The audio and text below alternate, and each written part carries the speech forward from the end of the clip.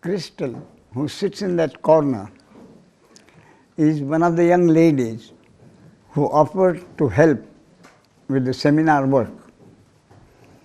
Crystal and I were having a tea one afternoon, and then she says to me, Ramesh, your teaching is so simple. Nothing can happen unless it is the will of God.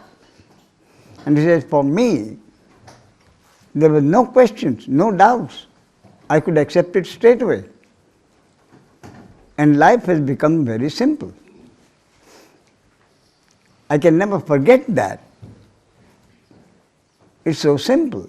Nothing happens unless it is the will of God. And then I go about my life doing whatever is necessary at the moment. So I said, Crystal, that's exactly it. And that again reminded me of Ramana Maharshi's words. Self-realization is the simplest thing. So that's how life goes on with me, with the daily routine. When I go back, my daily routine will start. I usually get up about 5:30, walk about for about half an hour or 45 minutes, then breakfast and the morning paper, then getting ready for the talks at 10 o'clock. Then someone from the visitors, regular visitors, an Indian friend, he offered to sell the books, collect the money and give it to me. So that's what happens in the morning. After the talk, lunch and a nap. I get up after the nap, then there is the afternoon newspaper. Then after the newspaper, I still have 2 hours when I just either talk with my wife or again walk about. That's one of the part of the programming of this body. I would rather walk about than sit. So I walk about for about 10, 15, 20 minutes, sit down for about 3 minutes, walk for another 10 or 15 minutes, then lie down for 10 minutes. So it goes on like this. But suddenly one day, quite some time ago, it suddenly struck me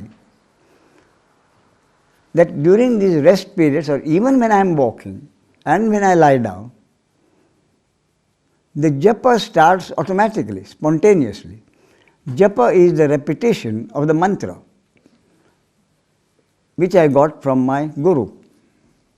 Not Nisargadatta. I think my parents, my mother was very religious. So there was in Hubli, there was a well-known saint. So she had me take the mantra from him. And that mantra, I noticed suddenly that japa, the moment I lie down or start walking, the japa happens spontaneously. More when I lie down, because when I walk, either the telephone rings or something happens or someone calls. But when I lie down for about 5 or 10 minutes, the japa happens spontaneously. And then again, very soon after that was noticed, it was going on all the time. I came across Ramana Maharshi's line, when japa happens spontaneously, it is self-realization. So the japa happens spontaneously, the significance of which I interpret as consciousness is all there is. So the me may come and go, but the consciousness continues to be. Where can it go? It's all there is. So, yesterday, Erika reminded me about a favorite story which I usually. So, last year also, I think it didn't seem appropriate, so it didn't come. So, last year also, she reminded me about the story. So, I shall read the story.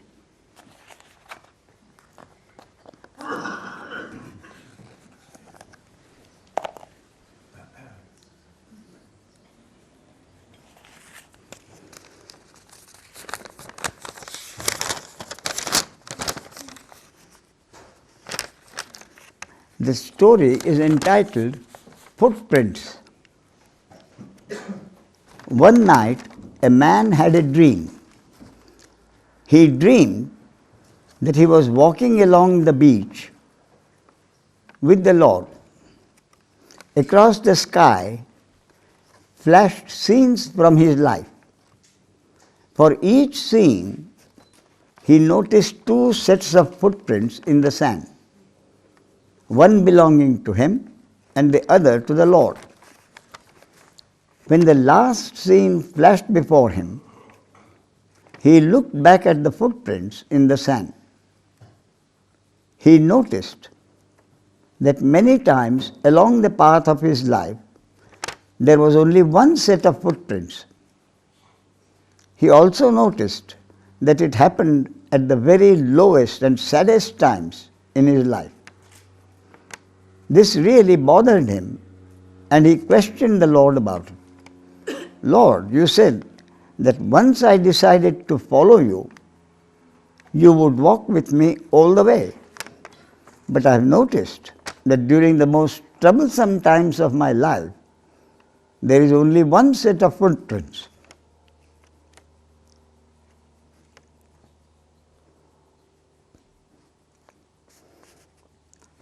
I don't understand why, when I needed you most, you would leave me.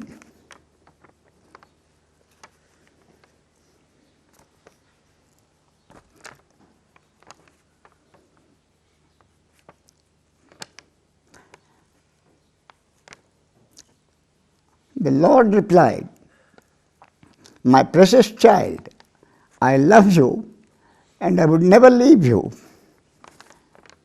During your times of trial and suffering, when you saw only one set of footprints, it was then that I carried you."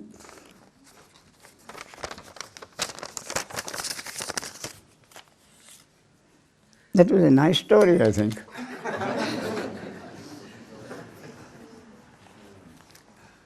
It always happens, so I kept my handkerchief ready.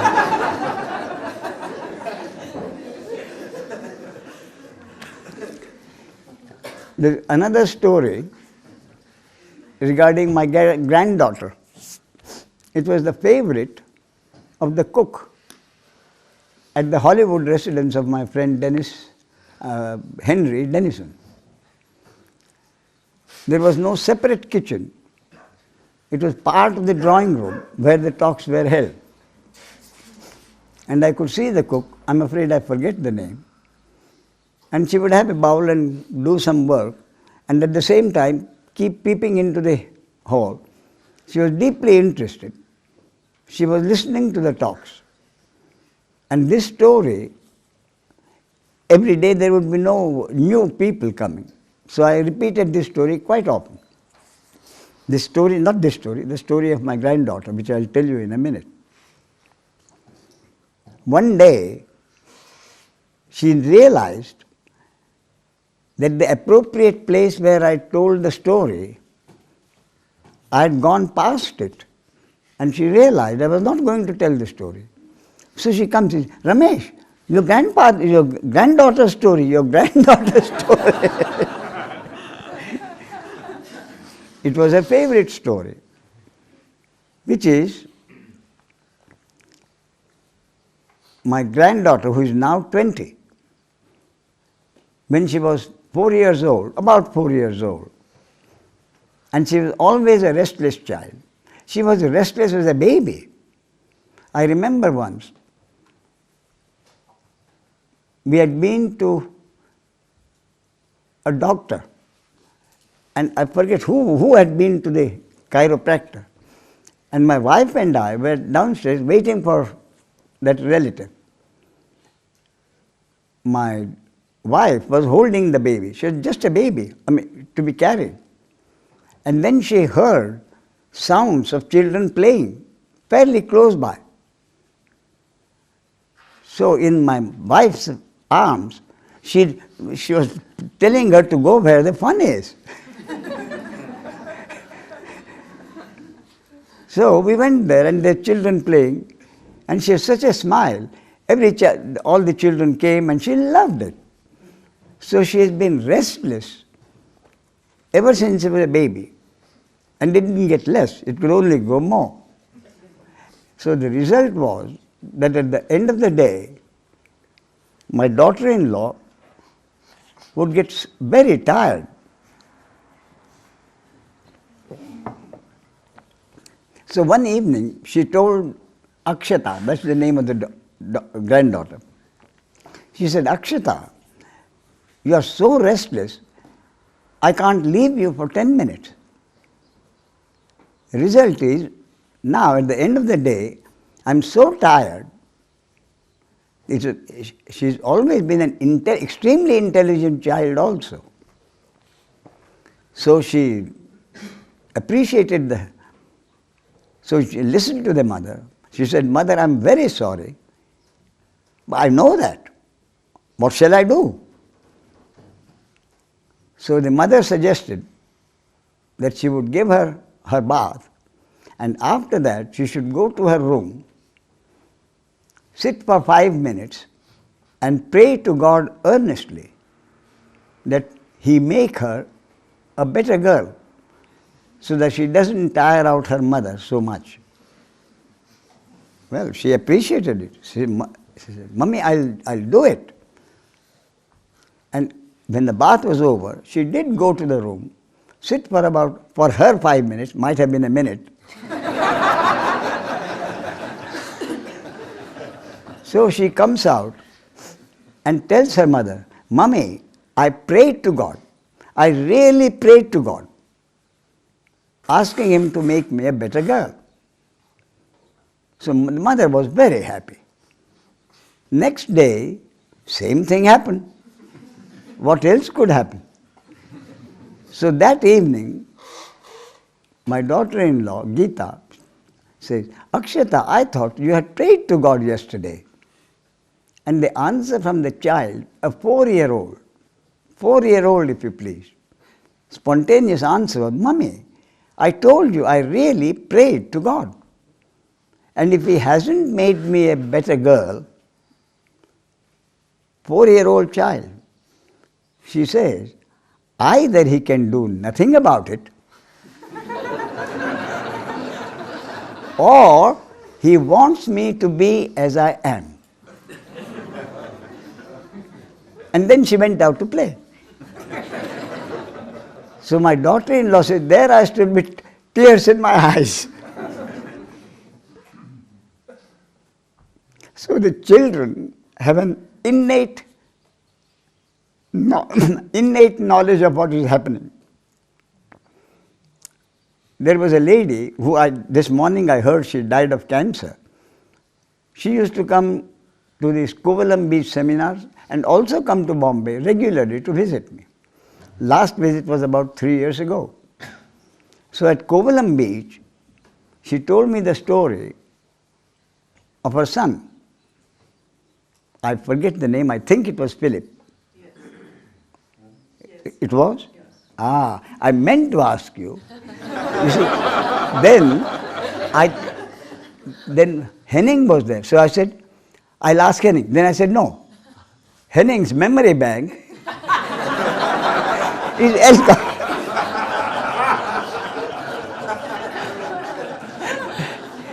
So it was Philip. So she told about the Philip. She said, what happened was, they had 4 children. And both father and mother were working. So they had to employ a person to look after the children for all day, from 8 or 9 in the morning till she got back at 5 or 6 in the evening. One evening when she got back, Karen, I think the maid's name. Wow! I'm amazed. So she said, Karen tells her, Madam, do you know what Philip told me this morning? He said, Karen, do you know, we are all dreaming and we will wake up when we are dead. So the mother thought, Eva Maria thought, There must be some misunderstanding somewhere. I'll talk to Philip. So, again, she gave him his bath, and while she was drying him, she said, "What did you tell Karen today?" So Philip said, "Oh, I told her lots of things. Something about dreaming." He said, "Oh yes, I told Karen that we are all dreaming and we'll wake up when we are dead. No mistake." So Karen asked the child, "Philip, who told you that?" And Eva Maria said, "You should have seen the look of pity on his face when I asked him the question. So he said, 'Who told me that?' Meaning, nobody had to tell him that. That was his knowledge. He knew it. Why should somebody have to tell him?" So he said, he looked at me with such pity in his eyes. But because I'd asked the question, so he said, "Who told me that?" Then he gave an answer which he thought the mother would understand. He says, "Who told me that?" "God told me that." "Now are you satisfied?" He didn't say it, but that's the way he said. "God told me that. We are all dead. We are all dreaming, and we'll wake up when we are dead." When I mentioned this story subsequently in the States, promptly one lady said, "Do you know, only this morning I read a letter in a woman's magazine written by a lady to the editor. And the story was this. The lady who wrote the letter says she has a 3-year-old son, or 2-year-old, I think, and a baby in a crib. So one morning she found the son, 2-year-old son, standing very close to the crib and asking his young sister, baby sister, "Tell me about God. I seem to be forgetting. Tell me about God. I seem to be forgetting." And that was what the lady said in the letter. A child asking someone younger than him to tell him about God because he seems to be forgetting. So the children have an innate sense of what is.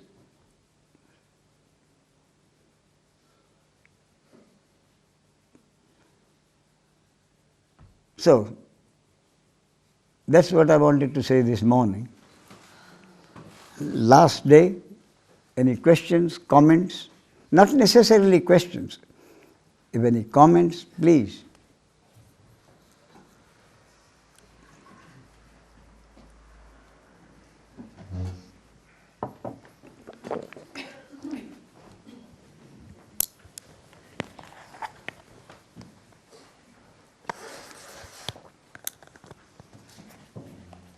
Yes, Ramesh, I want to thank you.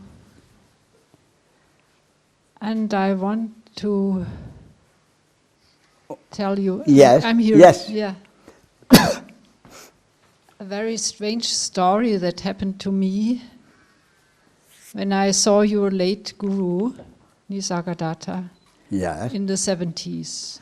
I don't remember the date. It was not long before his passing away.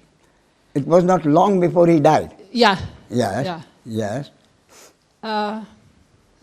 It happened so that I at that time and my brother, we are to India, and we were in close connections with Ma Anandamayi Ma. I don't know whether you've heard of her. She was quite a known guru in the north. And it was also clear that she wouldn't be on earth for a long time anymore, and my brother was very much interested in Nisargadatta. He has heard about him. So we went to see him, and first thing what he said when we came, especially to me, why do you come? You have Ananda Maima, she is very great, why don't you stay with her? So, well, this was for me, and I was also saying, okay, I'm with her. But Robert, my brother, was very interested. And then, after 2 or 3 times we came to his talks, he said to Robert, you needn't come anymore. And it's enough for you. And this was I felt very bad for, he didn't like, he wanted to come more. And I felt very sorry for him. And I had to leave soon, and then I didn't go, whereas he went again. And then something very strange happened, to me very strange, that Robert came back, and he was very upset. And he said, well, he was furious, because I didn't come back to thank him. And I fell out of, I hadn't expected this. And I felt very sorry, but I couldn't do anything about that because I had to leave. Well, I could have stayed, but I left.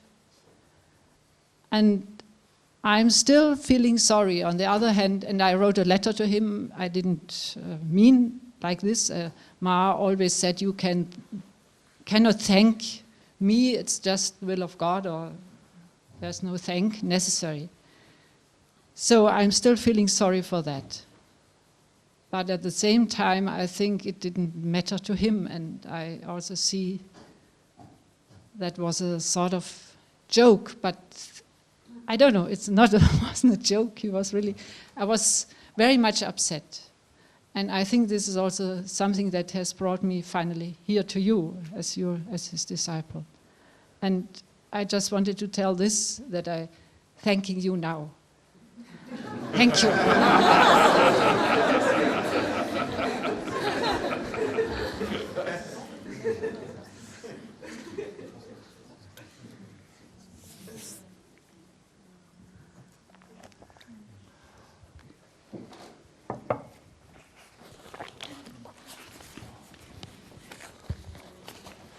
Ramesh, my parents named this body-mind organism Dita. I still have a question concerning the living together in a partnership. In a partnership, like in daily lifetime, deeds are done, events are happening, words are spoken, and it happens, sometimes not by intention, that one of the partner gets hurt, or hurt arises, or fear arises, or pain arises. And my question is, does it make sense to talk to your partner with respect to an improvement of an already good partnership? On the one hand, I consider this talk not as a total, unconditioned acceptance. On the other hand, I know this body-mind organism became informed that part of our programming is the environmental conditioning, and this environmental conditioning is changeable. So, my question again is, does it make sense to talk to your partner what caused the feeling of what caused his behavior, with respect not to blame him, only with respect to improve an already good partnership? I'm very sorry, I couldn't get all what you said. Did you? Yeah, please. He's saying they have a good relationship, but they have problems from time to time. He and his wife. He and his, yes. So does it do any good Yes. to talk about these problems that might arise? Yeah. Or should there just be acceptance of the fact that these problems arise? Is there any benefit from having discussions about the problems within a good relationship? Is that the question? That's correctly good, understood. Thank you.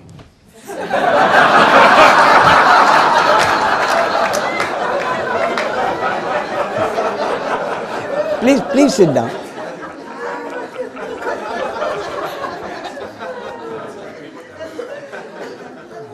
What has been happening so far? Have you been discussing the problems? Or have you been accepting and you say, no talk? Before I met you, we discussed these problems. Now I'm not that sure whether we should do it like we did before, Yeah. because as I mentioned it's of course not a total unconditioned acceptance of what's happening. Yes. You see, the point is, there are problems. So, there is really no reason why you shouldn't talk to your partner.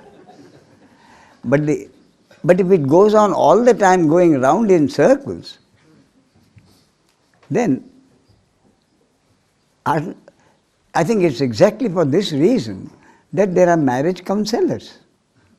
At least there are in the States, I hear. Aren't they marriage counselors here? That's what they are there for. Why don't you go and meet them together? One of them. Maybe that will help. Otherwise, what is likely to happen is, you keep on saying what your side of the story, your partner will keep on saying her side of the story. But if you both go to a counselor, maybe things will work out. You have never tried a therapist or a counselor? No. But I understood that it makes sense to talk about things that happened. So, as I say, a marriage counselor, talking together with a marriage counselor, may help a lot. Thank you. I would Thank you. suggest that you try it. Thank you, Ramesh.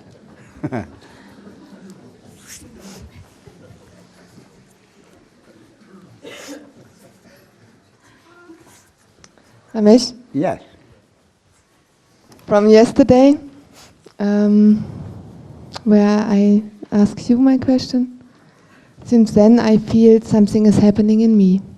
Yes. And I feel much more light, nicht mehr so schwer.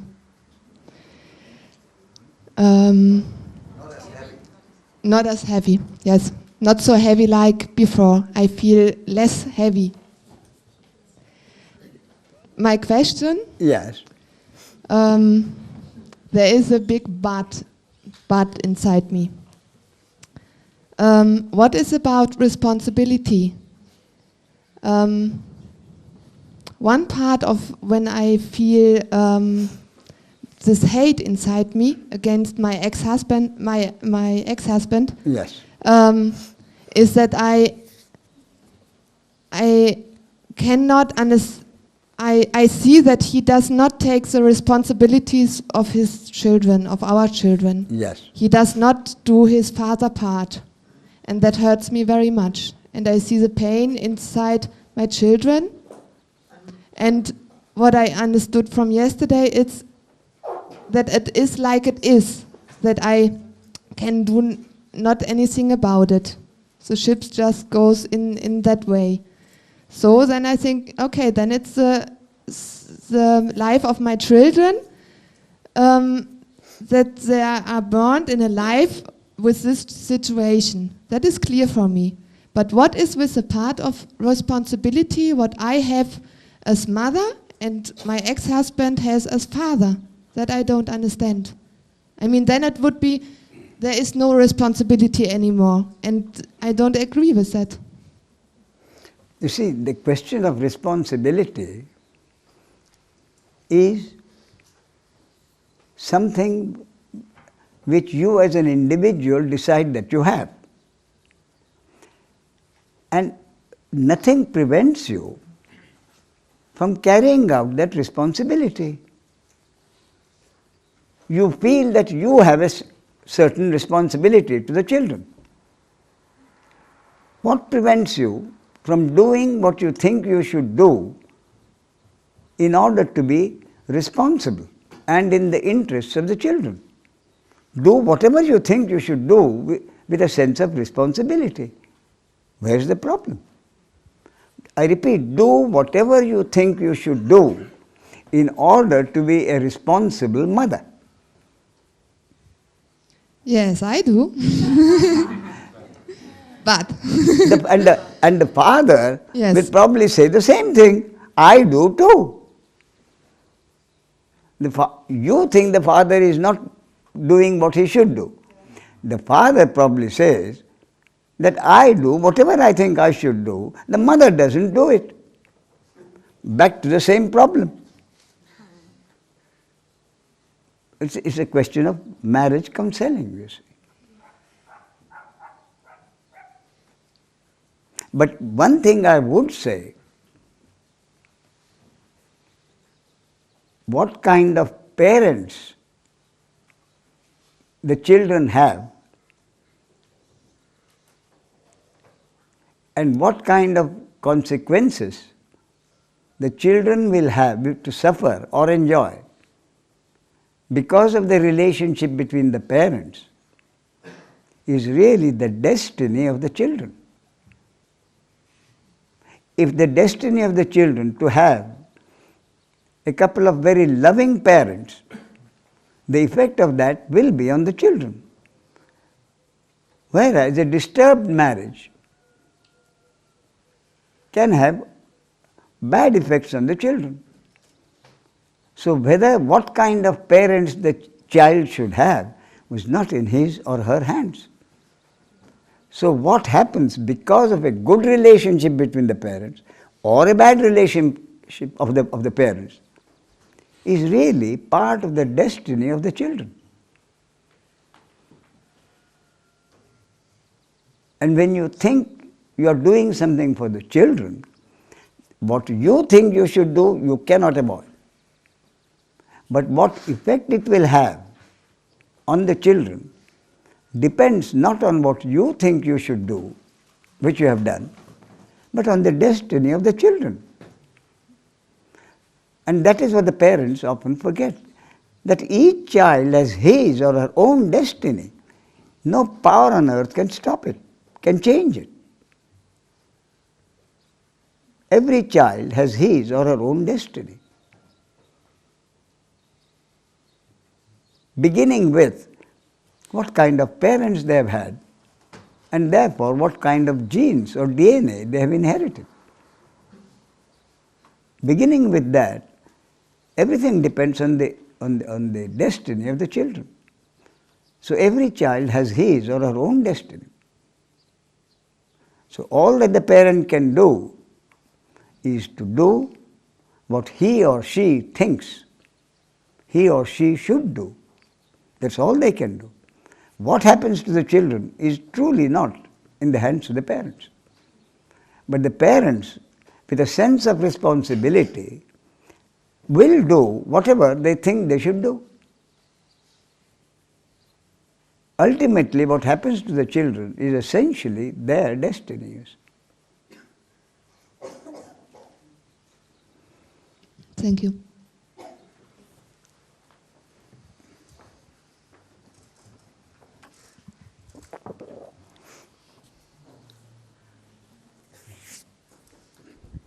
Danke. Marc, würdest du bitte übersetzen? Noch näher? I think you can hold it, Mark. Ja. I have to.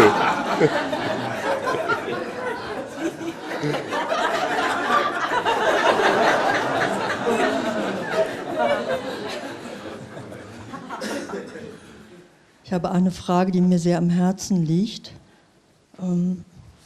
Seit mein Bruder seinen spirituellen Weg geht, habe ich das Gefühl, dass es ihm immer schlechter geht, also es kontinuierlich bergab geht und dass es nicht etwas ist, hin zu einem Durchbruch zu gehen, sondern dass seit 8 Jahren 2, 3, 4 kleine Katastrophen pro Woche passieren.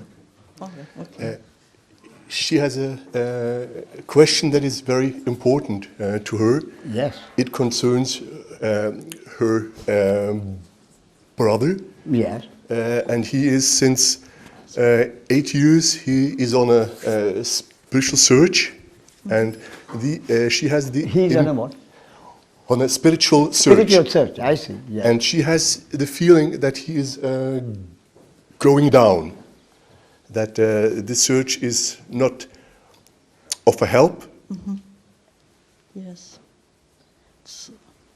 Eine Katastrophe nach der anderen. One catastrophe is following the other.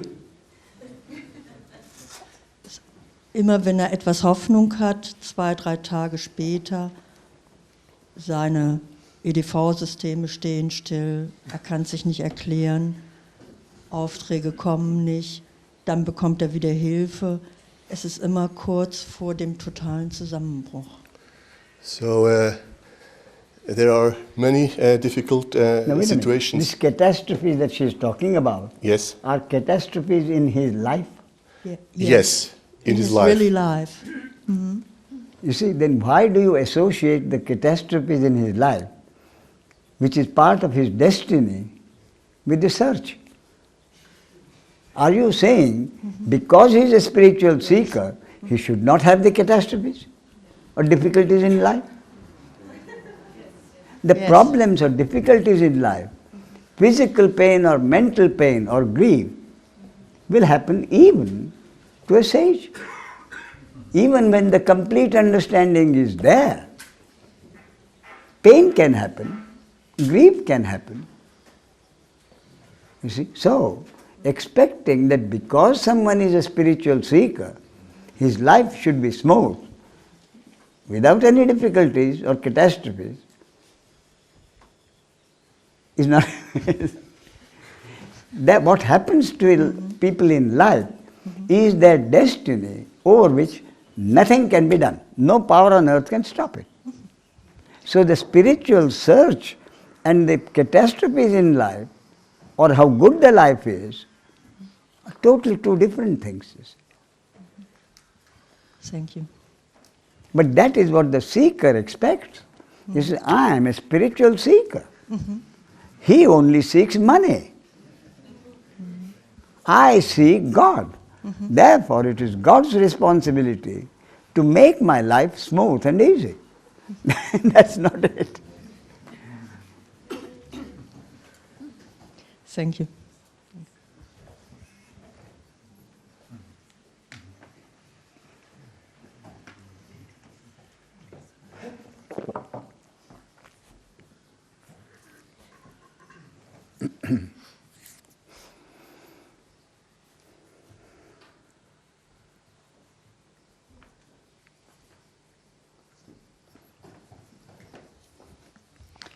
Ramesh, I just wanted to say that, as always, it was a real pleasure coming here and listening to you.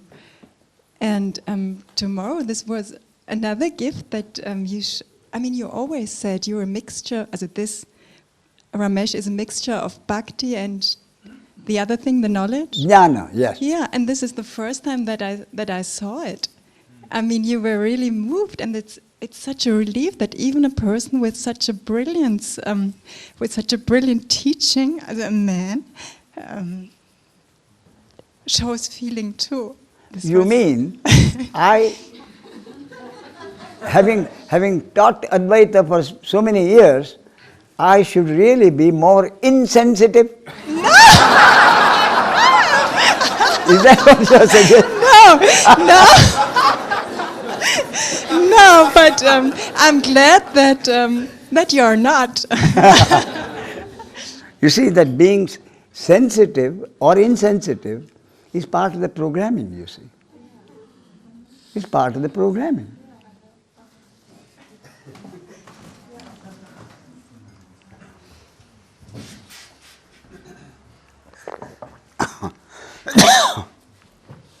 Yesterday I put a question, maybe you remember, and today with your stories I got the answer. Thank you. I'm sorry, Ed. Yesterday she had a question, today with your story she got the answer, and she thanks you. That's the advantage of a seminar. You don't have to ask a question. Someone else asks it and you get the answer.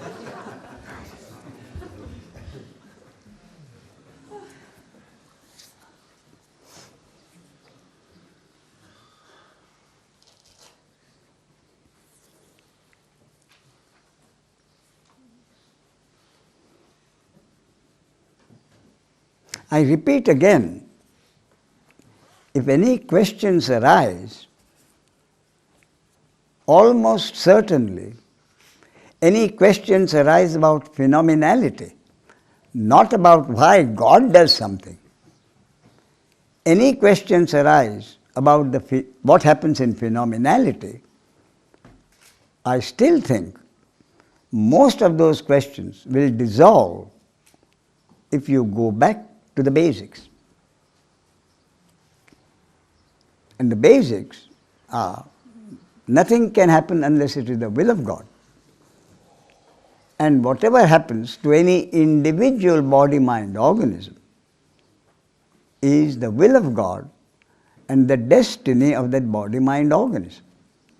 The will of God in respect of every body-mind organism is the destiny of that body-mind organism. Again, according to my concept, stamped at the moment of conception. So if it is the destiny of a conception not to be born at all, that conception will be aborted. And if a conception is to be born, then that conception will result in a human object being born. And the destiny of that born object over the destined span of life, every moment, what happens during that span of life, every moment, to that object is God's will and the destiny of that body-mind organism, stamped according to my concept at the moment of conception.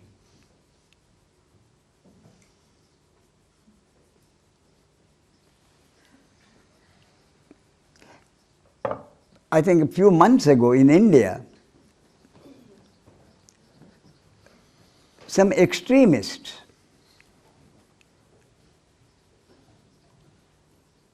a social worker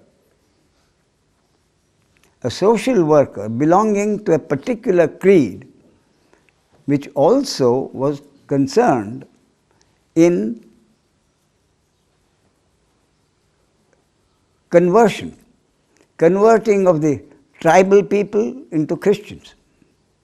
They were also genuine social workers, but church social workers.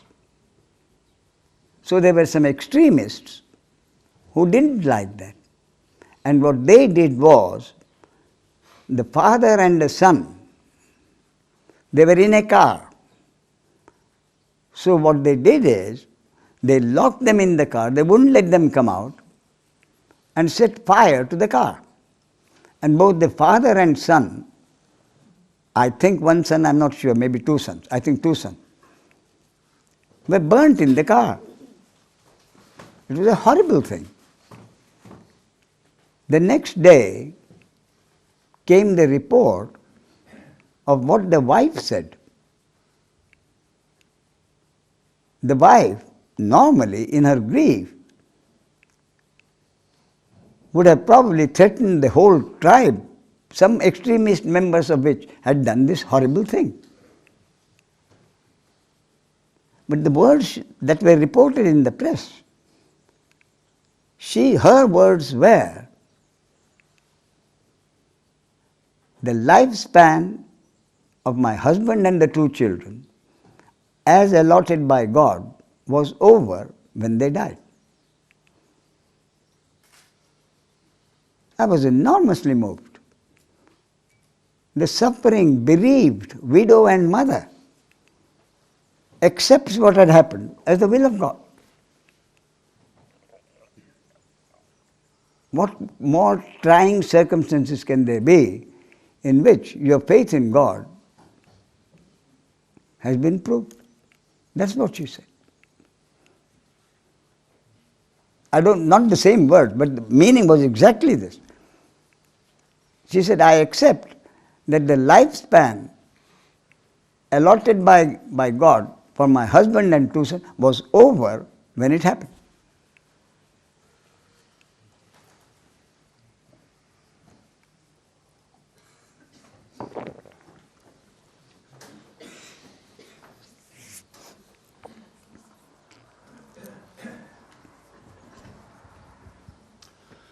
Ramesh, I have a thorn left about one of the basic teachings of the part not being able to know the whole, or the person not being able to know the source as a whole. Yes.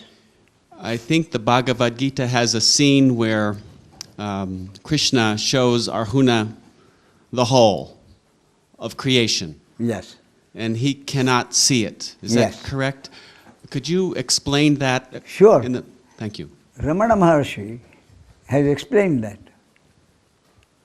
saying that is just nonsense. Thank you.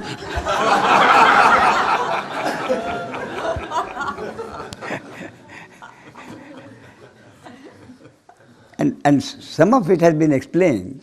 You see, there are lots of differences of opinion about the Bhagavad Gita. One very strong opinion is that the Bhagavad Gita was not originally 18 chapters. It was much shorter, much more focused. Then the subsequent additions were made into the Gita according to their own convictions. That's why you find many apparent contradictions. The explanation for that is only this, that in the Bhagavad Gita, Lord Krishna starts at the highest level. He said there are 2 verses which cannot be misinterpreted, very clear. In fact, they are so clear that people who talk on the Bhagavad Gita avoid them. One of them is this. He said, the manifestation is not there before you are born. The manifestation will not be there after you are dead. The manifestation is there in the middle. It was not there, it will not be there. So, why be concerned about it? I mean, it's temporary. Why be concerned about it? That's one. And the other is more direct. It says, you cannot commit a sin, nor can you do a meritorious deed. The human beings think in terms of sin and merit because their inherent knowledge is hidden or covered by ignorance. The ignorance is obviously the ego. You cannot commit a sin, you cannot do an act of merit. I never come across anybody taking that particular verse to explain. So from that stand of these 2 verses, Lord Krishna comes down lower and lower to the level of Arjuna. He knows Arjuna can't understand this, you see. So he comes down to the level of Arjuna. And then he says, you are afraid that you might kill your relatives and your preceptors.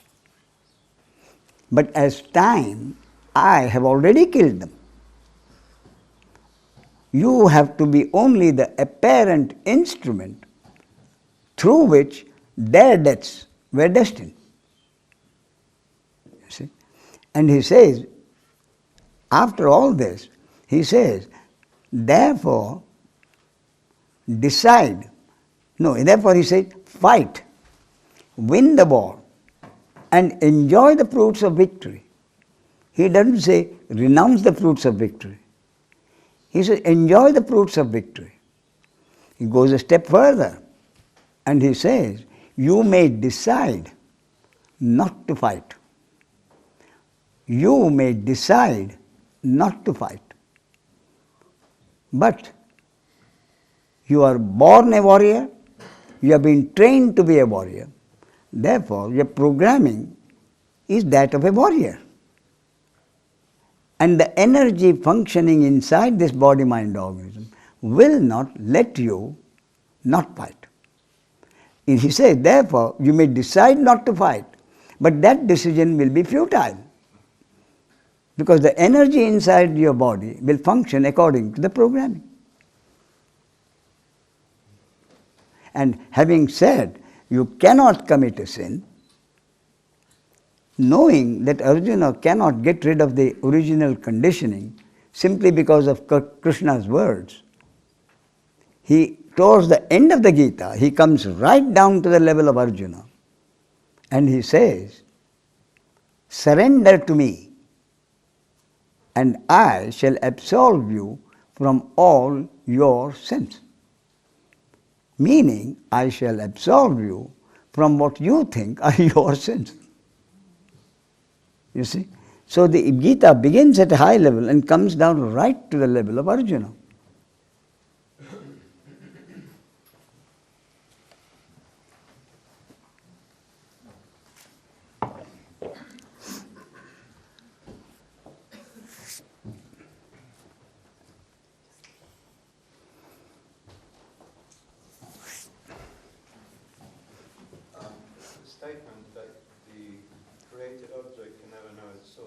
Could you please speak a little loudly?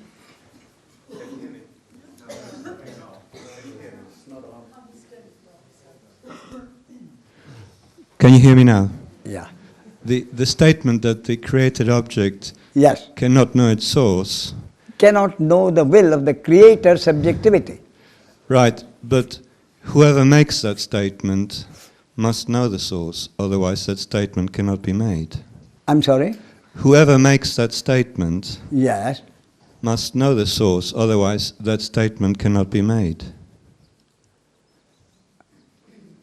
I'm sorry, I don't follow. Well, if I don't know how else to... I mean, whoever makes that statement, I am making that statement. Right, so, but to make that statement, you must know what the source is. To make the statement... Not at all. Not at all. Supposing you paint a picture, and in that picture you paint a figure. Can the figure ever know why you painted the picture at all, or made the figure the way you have? But the painter can... It's a matter of logic. It's purely a matter of logic. If you paint a picture and create a figure in it, can the figure ever know why you painted the picture? No. Exactly the same way. But a created object cannot know the will of the creator's subjectivity. no, I understand that, but the one who makes that statement, which is you, Yeah. I mean, to make that statement, you must know the source. Otherwise, how can you make a statement You like see, that? no one can know the source. The one is the created object. The created object cannot know the source. The created object, no created object can know the source. The source is all there is. See, there is a saint in Maharashtra, probably the most popular, called Tukaram. He was a bhakta, that is purely a devotee. So he sings to his chosen deity, Krishna or Vithoba. He says, for those who are seeking you as on an impersonal basis, for him be impersonal. But for me, life after life, have a form which I can worship. From that position, the same Tukaram later, when he has knowledge, and in the Bhagavad Gita again there is a verse which says, when the intensity of a devotee's devotion reaches a certain degree, I give him the receptivity to have knowledge. That is what happened to Tukaram. Knowledge happened. But that would be the knowledge of the source, wouldn't it not? No, knowledge that a created object can never know the source. And that is why he says, ultimately, when the knowledge had happened, that he says, I went to see God or know God and returned being God. I went to know God and returned being God. You see, to know something, there has to be a subject-object relationship. To know someone or something, you as the subject can know the other thing or person as an object. So for you to know something, you have to be the subject, and what you know or understand is the object. So if you expect to know the source, and that is the whole trouble of the seeker, what happens is the created object usurps the subjectivity of the pure subject and becomes a pseudo-subject. And what's worse, he converts the pure subjectivity into an object which this pseudo-subject wants to know. In my concept, I call that the original sin, if ever there is one. For an object to usurp the subjectivity of the pure subject and turn the pure subject into an object, which is what the ego does. What you just quoted about the one who wanted to know God and came back as God, am I quoting you correctly? The one who wanted to know God, yes, was in ignorance. But he came back and he was... And being God with the understanding that consciousness of God is all there is. Therefore there is no one who can know God.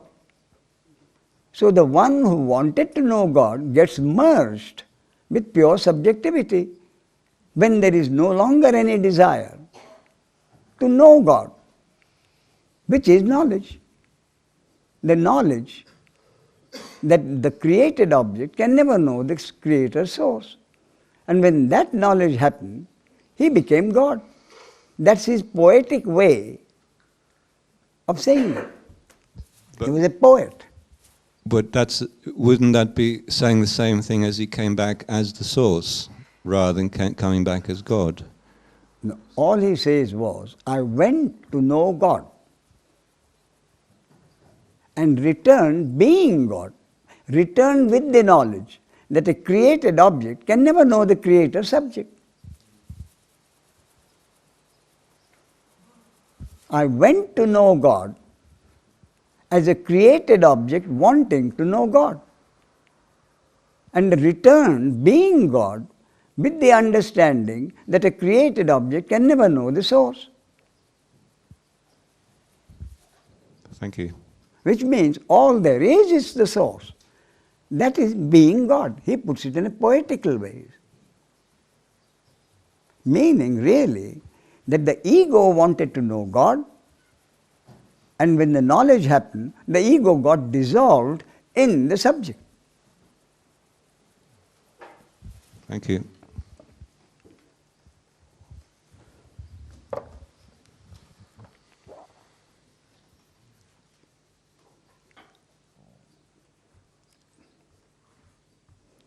So early lunch, early bhajan. If there are no questions, of course. Oh, you have? Yes.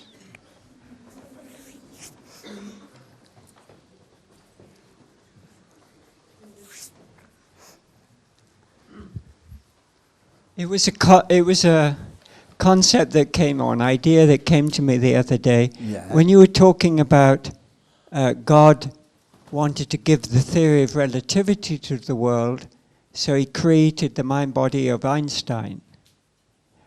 And I thought, maybe at the end now, when he wanted to give advaita to the world in a simple form, he created the mind body organism of Ramesh.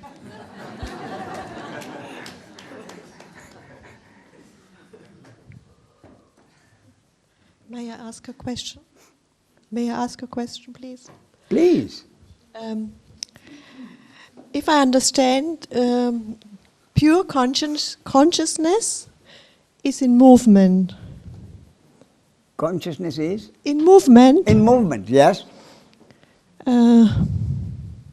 My personal experience is that if I change my frequency, my swinging, I can go to the astral world. So, if consciousness in movement should be then a sort of frequency too, isn't it so? Consciousness in movement creates the manifestation and its functioning. Yes. So conscious manifestation and its functioning means consciousness is in movement. Yes, Yes. But the only thing a human being can reach, I suppose, is this consciousness in movement. Is it right? And you mean consciousness in movement and not consciousness at rest? Is that what you're saying? Yes. But they are not two. So whether you reach consciousness in movement or consciousness at rest is not necessary. They are one, they are not two. Okay. So yes. and the one who gets this understanding, the self-realization or whatever you call, is part of phenomenality, isn't it? Yes. So the understanding happens and the ego gets dissolved. The ego can get dissolved only in consciousness. And consciousness, all this is happening only in consciousness in movement. Or after the death of a body, what happens to the ego? What happens to this consciousness which was in the body? Well, it merges with consciousness in movement, because all this is part of consciousness in movement. But my main point is consciousness in movement and consciousness at rest are not two. But can a human being go directly to the consciousness at rest? Because there's no movement anymore. You couldn't come back, or is this wrong? Yes. So if you want to say consciousness at rest, say consciousness at rest. To me, it makes no difference. Well, I'm very practical, you know. Everything I must try out, and to get to this consciousness in movement, Yeah. it seems to me it is a certain frequency. You mean what? You can understand what I mean? If I go to the astral level, if I leave my body, I must change my frequency to go there. Who? Who? Well, in the state of being there, I have no body anymore, of course, but there's still some feeling of being me. Who? Well, and that's the whole point. There is no me. All there is consciousness. Yeah, but that's what I'm asking for. The astral is then the level beneath. Is that correct? There are no levels of consciousness. There are no levels of consciousness. Of course, there are concepts. Level 1, level 2, level 3, level 7. But it's correct that when I change my frequency, I can get to other levels. You see, again I have to ask, Yeah. who can change whose frequency? Yeah. Who can change whose frequency? There is no me at all. So whose frequency are we talking about? When the time you left for enlightenment, before you felt me. You were separated, and then you went. Well, I must say it this way. I don't know how else I could say. Then you left me, if you want to say. Is that correct? No, it isn't. You see, the me was never there. The me is a fiction. The sense of doership is a fiction created by divine hypnosis so that there should be interhuman relationships, which is the basis of life. Well, I know that this is fiction because when I leave my body, you say I'm not leaving, but I can see this. It is a dream. It's not real anymore. But still, there's some being me at that moment. So, until the me disappears, according to the will of God and the destiny of this body-mind organism, this problem for the me is bound to remain. Mm-hmm. I'm a very practical person, you know. And if I try out, I need some sort of concept. My concept was change your frequency once more, and perhaps it's light enough to leave the rest. Yes. So, being a practical person, you want to know the source. Being a practical person, I want to know the source. And therefore I have to ask, who has to know the source? There is no who. And that is the whole understanding. I can understand this by theory, but I want to turn it over. So, that wanting is exactly what is preventing the happening of the total understanding. That wanting, whatever it is, that wanting is the very reason, obstacle for the total understanding not to happen. So the basis of the total understanding is the total demolition of the one who wants. Okay, I try. Which is the ego.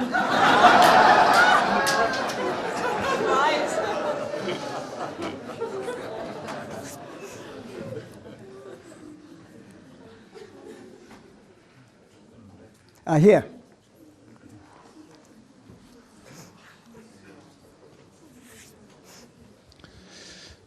Yes, my name is Hubertus, and I used to be a car mechanic. I fixed cars. I used to fix cars, so people came to me and I said how much it cost. And now I came to you, and I wonder what you estimate, what I, that I get the thing out of it. I came to you. So can you say something about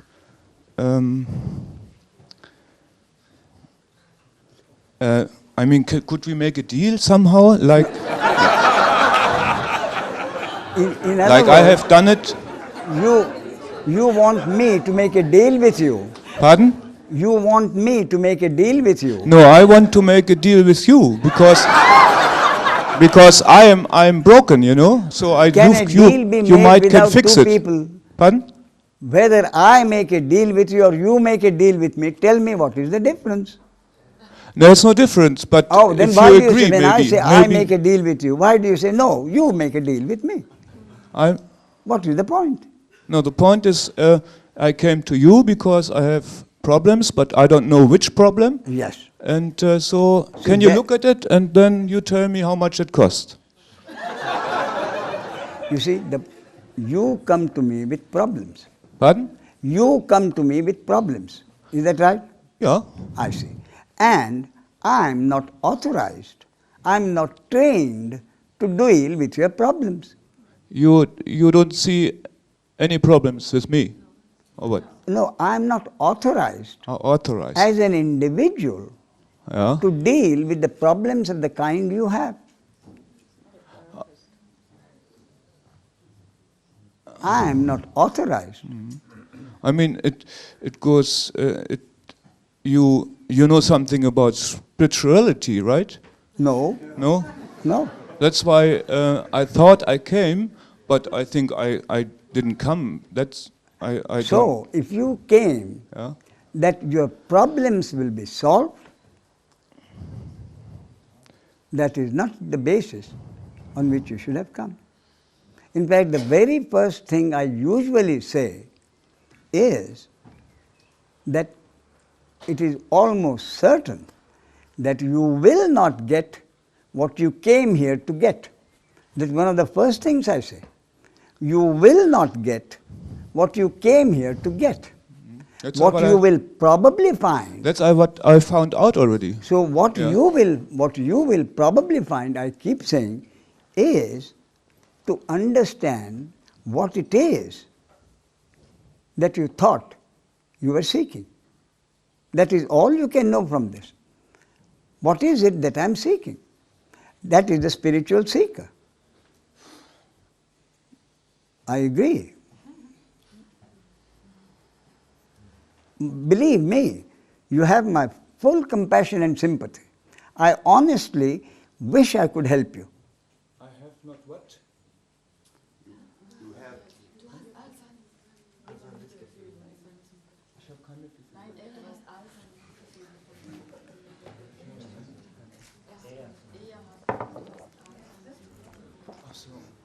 Okay, danke. You see, now what I'm saying is this. If you go to a specialist, a heart specialist, and ask him to remove your problems about your ear or nose, he will say, I'm not authorized. I deal with heart. I don't deal with ear, nose and throat.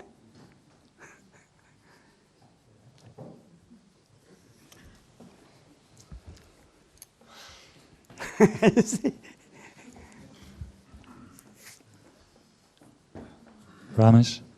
Yes. I just want to say thank you. That's it. Thank you very much. I'm glad that you think you got something out of this? There are no words. Yes. I mean, what you did get, as I've said, you will certainly not get what you came here to get, which is enlightenment or self-realization. But what you did get was the certainty that there is no you to achieve any self-realization. There is no you to commit any sin. Which all I can do is what you get here is not something new to add to it, but something to be relieved of. So what you get is a tremendous relief from the load of guilt you have been carrying, from the load of responsibility you have been carrying. When you know that you do whatever you think you should do, and the rest of it is in God's hands. What more freedom? I do whatever I like. And what happens is in the control of God. Why? Because whatever I think I do is exactly what God wants me to think at that moment. You see? I say, I think I should do this. And God wants me to think exactly that. And for that, the mechanism is that this body-mind organism is programmed to think in that way. So programming plus destiny make you think what you should think, make you do what you think you should do. But it's all in the hands of God.